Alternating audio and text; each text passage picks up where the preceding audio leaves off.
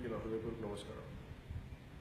ఈ రోజున జీసస్ వృద్ధాశ్రమం కొత్తగా ప్రారంభిస్తుంది. కొత్త బిల్డింగ్లో మీరు అందరూ ప్రవేశిస్తున్నందుకు నా మనస్ఫూర్తిగా నా అభినందనలు తెలియజేస్తాను.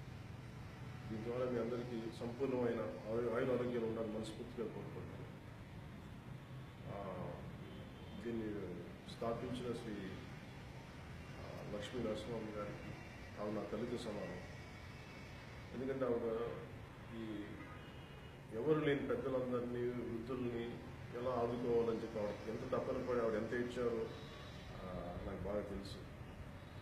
ఆవిడ కన్నీళ్ళే నన్ను చాలా కదిలించినాయి. అంటే ఒక మనిషి ఒక చాలా చిన్న ఉద్యోగం నుంచి, ప్రభుత్వ ఉద్యోగం నుంచి ఇలాగా ఎవరు లేని అంటే పిల్లలు ఉండి కూడా అనాథలైన పెద్దలకి ఆవిడ అండగా నిలబడాలి అని ఆవిడకి వచ్చి తండ్రి నుంచి ఆవిడ సంక్రమించిన ఆస్తి వృద్ధాశ్రమం పెద్దలను చూసుకోవడమే ఒక మంచి అలవాటు. అదే ఆవిడ సంక్రమించిన ఆస్తి. ఆ ఆస్తి కోసం వాళ్ళకి నేను తిండి పెట్టలేకపోతున్నాను, వాళ్ళని ఆదుకోలేకపోతున్నాను అని చెప్పి ఆవిడ నా దగ్గరికి వచ్చిన ఏడుపు ఇంకా నేను మర్చిపోలేను. అందుకే నాకు ఆవిడని చాలా మనస్ఫూర్తిగా ఆవిడ పాదాలకి నా నమస్కారం. ఎందుకంటే చాలా అరుదుగా జీవితంలో తోటి వాళ్ళ కోసం బాధపడే వ్యక్తులు ఉంటాం. అలాంటి అరుదైన వ్యక్తుల్లో శ్రీ లక్ష్మీ నరసింహ గారు.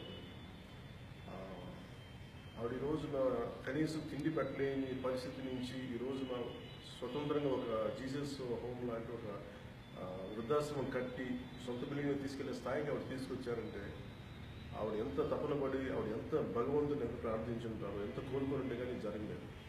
అలాంటి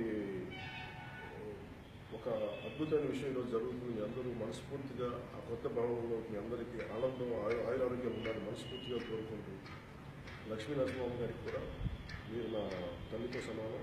మీరు ఎప్పుడు సంతోషంగా 10 మందికి సేవ చేయాలని కోరుకుంటూ నేను కూడా నా చేతనని చేయొద్దు మీకు అందిస్తాను మనస్ఫూర్తిగా సెలవు తీసుకుంటూ. అలాగే ఆవిడకి తోడ్పడిన ప్రతి ఒక్కరికి పేరు పేరు నా అభిమానులకు కానీ ఇంకా చాలామంది పెద్దలందరికీ ప్రతి ఒక్కరికి పేరు పేరుగా మీ అందరికీ లక్ష్మీ నరసింహ తరపున మీ అందరికీ ప్రతి ఒక్కరికి పేరు పేరు నా కృతజ్ఞత తెలియజేస్తున్నాను.